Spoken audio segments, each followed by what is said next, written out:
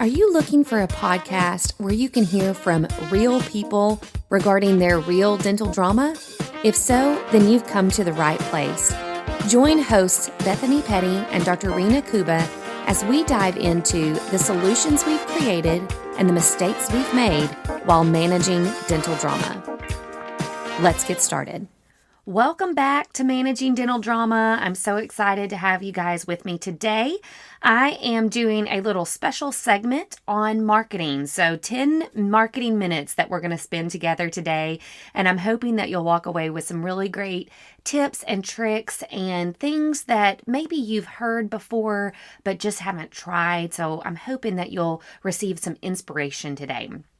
So marketing.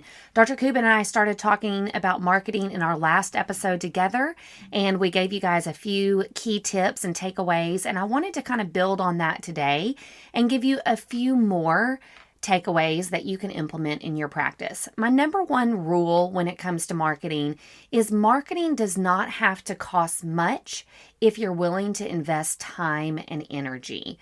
So a lot of marketing strategies out there do cost, right? So we think of billboards, we think of radio ads, we think of direct mail pieces or magazine articles. All of those come with a substantial cost or price point. And all of those things are valuable. However, when the budget is tight, like we've been talking about, and we're kind of getting squeezed on every side, one of the first things to go is marketing.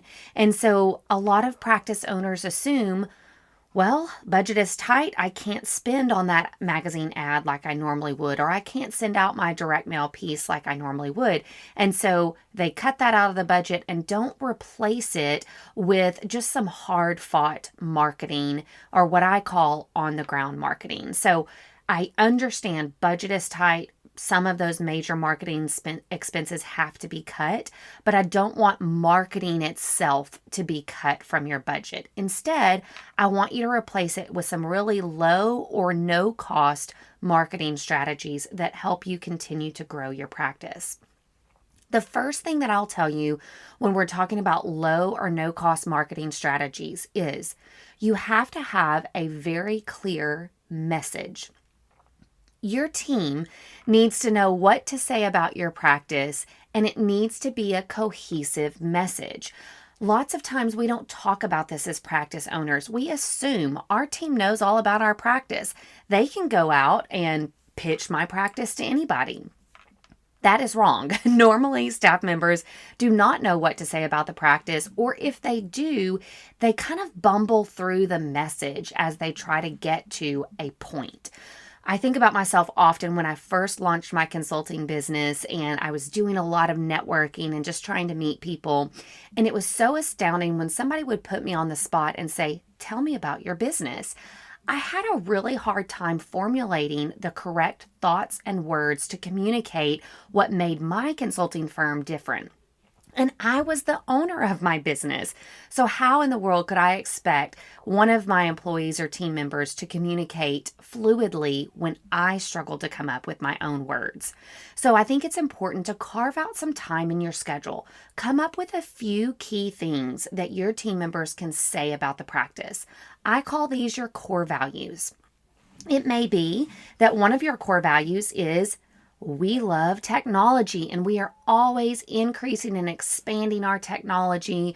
We invest a lot of money and time into technology because we feel like when we have the right equipment and techniques, we can serve you the best, or we can serve your family the best. And that may be something that's valuable, and you as a practice owner know that that's a core value for you, and yet your team may not know that that is a core value for you. It could be something as simple as, we want to make your day brighter. Every time you come in, our goal is to make your day brighter. That sounds a little bit fluffy, but you know what? A lot of people love to hear that. And then the team can rally around that core value. What did we do to make John Jones's visit a little bit more bright today? How did we impact Susie when she walked in the door? Did we make her day brighter? Did we really all work towards that? So these can be values that bring your team together and really focus them on what the patient experience should be like. In addition, it will give your team key things that they can talk about when they are personally marketing your practice. That leads me to the next point. Your team is critical in marketing your practice. You yourself, as the practice owner, simply cannot be the one and only marketing mouthpiece in the practice. You have to have help, which is why you have team members. Each team member that you have on your team represents a social network that you can tap into if your team member knows that you need their help in tapping into that social network. They have friends, they have family members, they have social media contacts that they can reach out to on behalf of the practice and really tell their friends and family about how great your office is. So don't forget that your team members are your marketing tool and you're already paying them. So they're a free marketing tool. Now, some things that we can do to really maximize these marketing tools, your employees. I think it's wise that each employee has a business card. This is a really low cost strategy and it gives something tangible for your team member to pass along to somebody that they're talking to, whether that's the person at the gas station when they checked out or the grocery store. They've got something that they can give to that person. Now, business cards may feel a little bit old school, and you are correct. They are. But you know what? They're tried and true and they work well. Now, the person that we hand that business card to, we aren't necessarily anticipating that they're going to pick up the phone and dial that phone number right away. But what they will do is they will stick that business card in their pocket. They will stick that business card in their phone or at the cash register that they're next to. And they will continue to see that logo, your practice name, in front of them so that when a dental need arises, they're going, where was that dental office that I was going to call? Oh, yes. And they either remember the logo or, you never know, they may still have that business card available and pick up the phone and call. So I would definitely invest in 100 or 200 cards for each of your staff members and encourage them, please pass these out when you're out and about. Be a good ambassador for the practice. If you want these to be more of a fixed feature in somebody's wallet, you may turn it into a wallet-sized magnet. There's all kinds of creative ways that you can make a business card useful so that it is kept. Now, of course, that drives your cost up. The cheapest thing that you can do is a business card. However, if you want to make it something that really lasts, you can turn it into something usable. I love magnets. That's no surprise to anybody that works with me. I think they work well and they're usable and they're relatively inexpensive. So equip your team with not only the words to say, but also a tool in the way of a business card to pass off. You can even incentivize your team. You could have a monthly contest to see which employee is able to bring in the most new patients into the practice, and then they earn some type of reward. I would make it a very exciting reward. Maybe that's $100 gas gift card, or heck, you could do a $200 gas gift card, especially if they bring in 5, 6, or 7 new patients. That gas card is money well spent because the potential that you get off of those new patients is great. So equip your team with the words to say about your practice. Give them a tool or something to pass off, and you might even add some extra motivation in the way of a bonus strategy. Now, the other thing that I would encourage you with your marketing tools, your team, is encourage them on social media.